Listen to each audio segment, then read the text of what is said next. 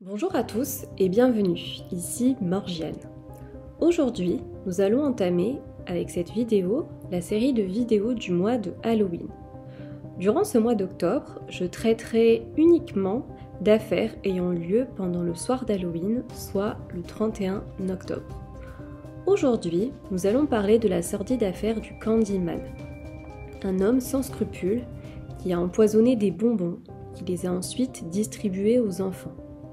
Timothy, l'un d'entre eux, en mourra. Si vous voulez savoir ce qui s'est passé lors de cette terrible soirée d'Halloween de 1974, restez là.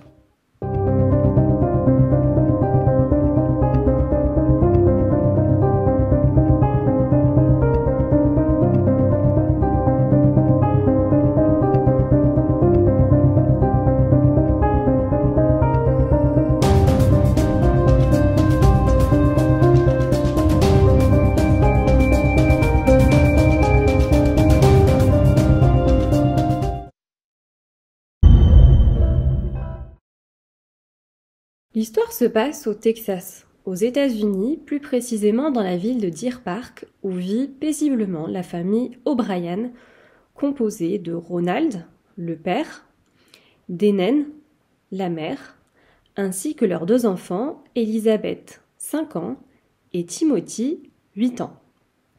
Le père est opticien, il travaille chez Texas State Optical, une enseigne située dans la ville de Houston, à une trentaine de kilomètres du domicile familial. Le père chante dans une chorale à l'église et est connu dans son quartier pour être un homme vraiment religieux, pieux et d'une immense générosité. Donc, comme vous le constatez, à la base, la famille O'Bryan est une famille vraiment simple, sans histoire, et ça avant qu'elle ne soit malheureusement touchée par un terrible drame. En effet, Halloween 1974. Ronald emmène ses deux enfants faire un tour à la fameuse récolte des bonbons. Il est accompagné de son voisin et les deux enfants de ce dernier. Donc on a deux pères et chacun se balade avec ses deux enfants. Donc ils se baladent de maison en maison et annonce à chaque fois qu'on leur ouvre la porte la fameuse formule « trick or treat », traduit en français par « des bonbons » ou « un sort ». Jusqu'à ce qu'ils arrivent à un moment à une maison qui reste close, malgré qu'ils aient frappé plusieurs fois à la porte. Les 4 enfants, impatients, ayant envie vraiment de remplir leur panier à bonbons, se disent que la maison doit être vide et court vers la maison voisine avec le voisin des O'Bryan. Ronald, quant à lui, décide d'insister un peu plus longtemps. Il patiente encore un peu devant la porte close.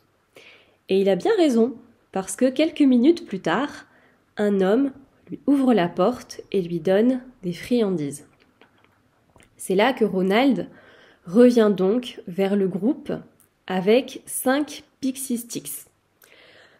Donc, qu'est-ce que des Pixie Sticks ? Et alors, petite précision pour ceux qui ne le savent pas, alors c'est des bonbons en poudre, acidulés et colorés, qui se présentent en fait, comme on le voit sur la photo, dans un emballage en papier en forme de paille. Donc très content, chacun des enfants prend un Pixie Sticks. Et Ronald donne le dernier à un enfant qu'il croise en fait et qu'il connaît de l'église. Il se fait tard, il pleut, les enfants rentrent chez eux. Ils ont vraiment vu que quelques maisons en fait dans le quartier parce qu'à cause de la pluie, ils n'ont pas pu aller plus loin. Donc il est prévu que les enfants dégustent le fruit de leur chasse aux bonbons le lendemain. Mais impatient, très gourmand, Timothy n'est pas de cet avis. Il veut manger quelques sucreries le soir même. Donc, comme un petit garçon tout à fait poli, il demande l'autorisation à ses parents avant de prendre le Pixie Sticks qu'il a eu. Il tente d'enlever l'emballage, mais il n'y parvient pas. Alors, son père vient l'aider. Ensuite, Timothy verse la poudre dans sa gorge et au moment où il avale en fait le bonbon, il se plaint un peu auprès de son père du goût amer du bonbon. Pour l'aider à faire passer ce mauvais goût, Ronald lui donne à boire un peu d'eau. Le problème, c'est que l'histoire ne se termine pas là. En fin de soirée, Timothy est pris de violentes douleurs à l'estomac, il se met à vomir et il est soudainement pris de convulsions. Au vu de son état qui s'aggrave rapidement, Dennen et Ronald, donc les parents de Timothy, appellent une ambulance pour l'emmener à l'hôpital, mais malheureusement, l'enfant décède dans les bras de son père avant même que le véhicule d'ambulance n'arrive à destination, c'est-à-dire à l'hôpital. En raison de ce décès qui est vraiment si soudain, une autopsie est faite, et elle est faite très rapidement. Le médecin légiste conclut à un empoisonnement au cyanure. Et la dose retrouvée équivaut à 2 fois la dose létale pour un adulte. Donc en fait, ce qui apparaît, c'est que Timothy a mangé un Pixie Stix qui était empoisonné au cyanure. Très vite, les autorités s'alarment et réquisitionnent tous les bonbons Pixie Stix de la région pour ne prendre aucun risque d'un autre empoisonnement. C'est vraiment une course contre la montre, c'est le stress. Heureusement, les enfants du voisin et Elisabeth, la petite sœur de Timothy, n'ont pas encore mangé les bonbons. Et concernant le 5e bâtonnet, on se rappelle que Ronald avait donné en fait à un enfant qu'il connaît de l'église et qu'il a croisé dans la soirée pendant la récolte de bonbons. Eh bien, cet enfant a été retrouvé endormi dans son lit en serrant entre ses bras le Pixie Stix. En fait, il n'avait pas réussi à déballer le bonbon et fatigué, il s'était tout simplement endormi, le bonbon à la main. Donc, il en était vraiment moins une, mais cet enfant a été sauvé également. Dans un premier temps, l'enquête s'oriente d'abord et logiquement vers le voisinage. Mais les policiers concluent rapidement que finalement aucune maison du quartier n'a distribué de Pixie Stix. Et ensuite, ils s'attardent vraiment sur la fameuse maison, celle où vous vous souvenez, un homme aurait donné 5 Pixie Stix à Ronald. En fait, il s'avère que cette maison appartient à un certain monsieur Courtney Melvin. C'est un contrôleur aérien. Mais ce qui est étrange, c'est qu'en fait, ce dernier explique que le soir d'Halloween, il travaillait. Son domicile était bien vide lors de la collecte de bonbons et qu'il est rentré de son travail tard le soir vers 23h. Il a aussi un alibi en béton, puisque c'est pas moins de 200 témoins qui ont attesté l'avoir vu sur son lieu de travail ce soir-là. Mais alors, dans ce cas, on se rappelle que selon les dires de Ronald, un homme lui aurait ouvert la porte pour lui donner les friandises. Alors, serait-ce un mensonge ? Parce que les déclarations de Ronald ne concordent pas avec les différents témoignages. Et donc, forcément, Ronald devient le principal suspect de cette affaire criminelle. Les policiers, du coup, s'intéressent vraiment à lui et enquêtent un peu plus en détail sur sa situation financière. Et ils découvrent que Ronald a des dettes de 100 000 $ à peu près. Les enquêteurs découvrent également qu'à peine quelques jours avant la soirée d'Halloween, Ronald a augmenté le montant de l'assurance vie de ses enfants et qu'aussi il a appelé la police d'assurance dès le lendemain du décès de son fils.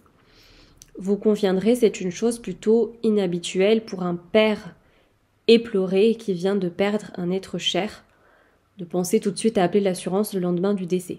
On peut tout à fait trouver ça suspect.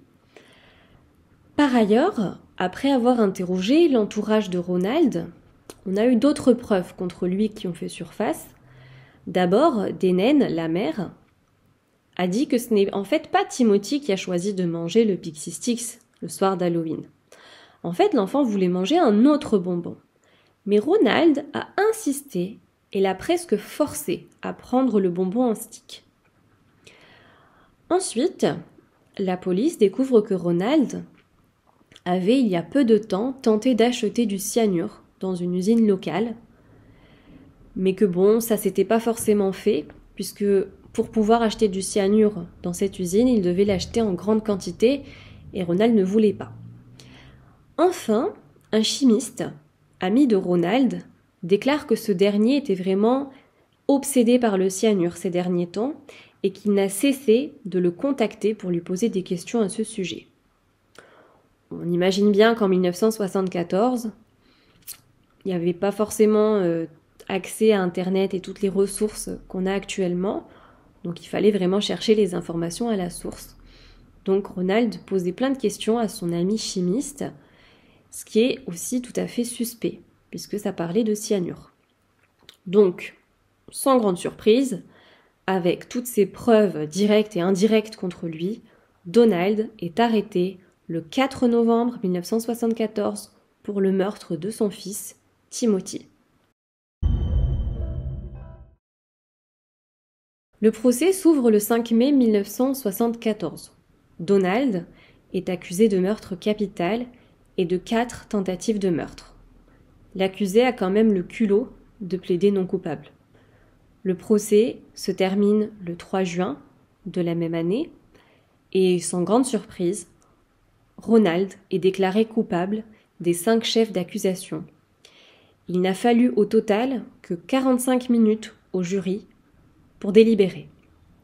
Donald Clark O'Brien est condamné à la peine capitale.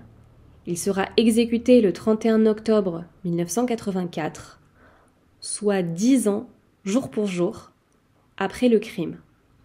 Et il sera le premier condamné à mort au Texas à être exécuté par injection létale. Parce qu'en fait, à la base, il était prévu qu'il passe par la chaise électrique, et puis après, cette nouvelle technique est arrivée et il l'a expérimentée en premier. Deneen, quant à elle, a demandé le divorce juste après le procès, et depuis a refait sa vie avec un autre homme qui a tout à fait accepté sa fille, Elizabeth. Je ne sais pas si vous vous rendez compte, mais vraiment, ce crime est abominable. Se dire qu'un père a pu faire ça à son propre fils pour de l'argent, c'est vraiment choquant. Le pire dans tout ça, c'est de se dire qu'il avait quand même prévu d'assassiner 4 autres enfants, dont sa fille Elizabeth, qui heureusement n'a pas subi le même sort que son grand frère, et puis qu'il était prêt aussi à tuer les enfants du voisin et puis l'enfant de l'église. C'est totalement hallucinant. Je termine comme toujours cette histoire avec une pensée. Tout d'abord pour la victime, Timothy, qui est mort vraiment très jeune, à l'âge de 8 ans. Il aurait pu encore faire plein de grandes choses. Il ne méritait pas de mourir comme ça. Et une pensée aussi à sa mère, sa sœur, dont la vie a été vraiment détruite finalement du jour au lendemain. J'espère qu'elles ont pu aller de l'avant. Voilà, en tout cas, si vous avez apprécié écouter cette première histoire de True Crime spéciale Halloween, je vous invite à me laisser un commentaire pour me dire ce que vous avez pensé de cette affaire, à me laisser un petit pouce en l'air et à vous abonner. Et quant à moi, je vous dis à la semaine prochaine pour une nouvelle vidéo spéciale Halloween.